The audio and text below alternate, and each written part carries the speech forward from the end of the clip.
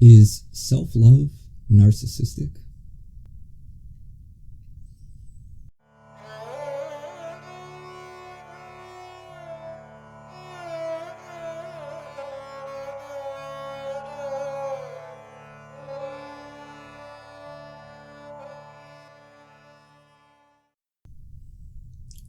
You may have heard that you can't genuinely love another unless you first love yourself. You can't serve someone from your cup if your cup is empty.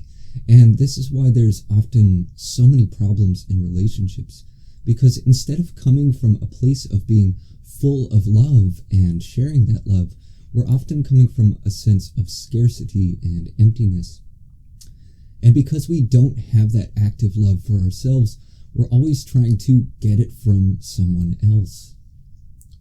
And so relationships oftentimes are about exploiting one another, trying to get love from the other person. Not so much about giving love or sharing love, but about the getting.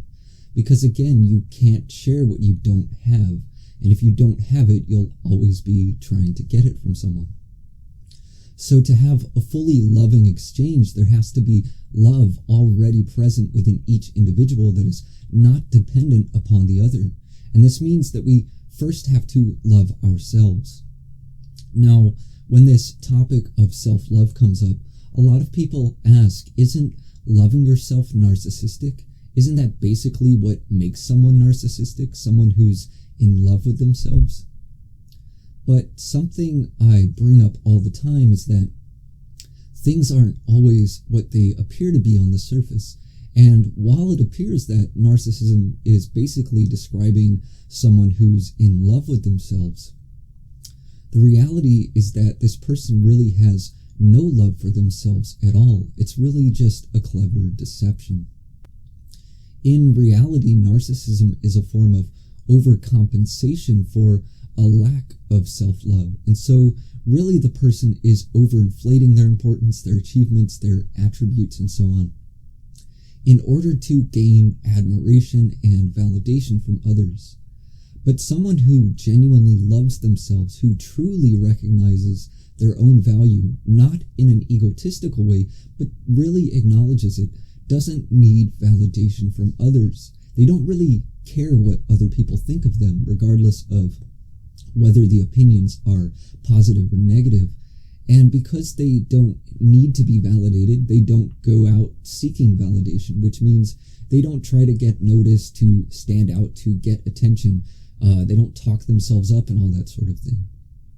All of that kind of behavior is really a sign of deep insecurity. A person who genuinely loves themselves feels secure in that love, and that love is very satisfying. So they're not going to make a big show of themselves and try to impress others in order to win respect and approval. Now, for the narcissistic person, practically everything they do is an attempt to win respect and approval from others, to gain recognition, to be admired and validated. So when a narcissistic person is talking themselves up or showing off, they're really trying hard to convince everyone else that they're important and worthy so that other people will reflect that back to them. Which is to say that they're really dependent upon others to provide them with a sense of value. They're trying really desperately to get people to like them and love them because they don't have love for themselves. And the more we feel that love is lacking, the more desperately we try to get other people to love us. And I think it's clear that the level of desperation reveals how insecure a person really is. And of course, this is not a judgment, but merely an observation. So we should have compassion for anyone who is feeling unloved. But even with compassion, we can't make them feel loved because only they can do that. But in understanding this, we can also have compassion for ourselves, because even if we aren't overtly narcissistic, the reality is that most of us feel unloved and unworthy and insecure to some degree. So can we also learn to love ourselves? And the more we love ourselves, the more love we have to give. So this idea that someone who loves themselves is going to be selfish and inconsiderate towards others is really the opposite of what actually happens when we love ourselves. Because when you truly love yourself, you become so filled with love that it overflows, and that excess has to go somewhere.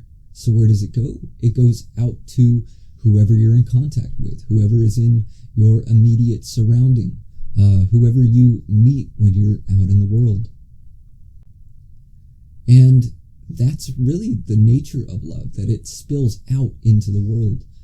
And that's what underlies things like generosity and understanding and compassion and so on.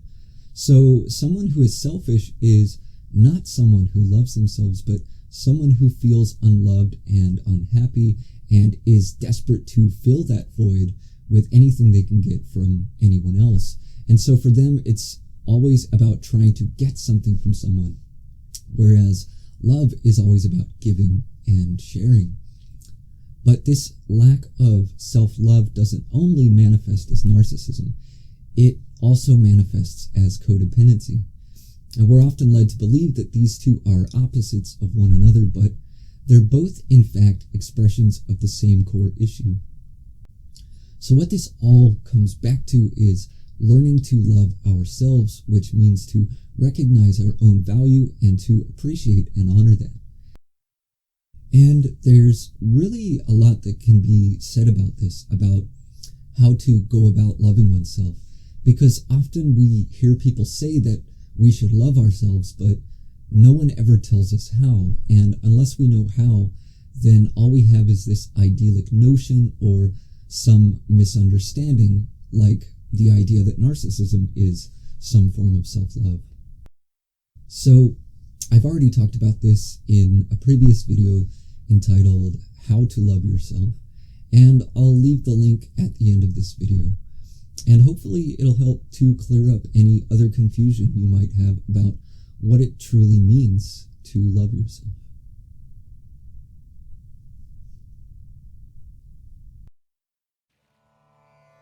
If you find this content valuable, don't forget to like, share, and subscribe.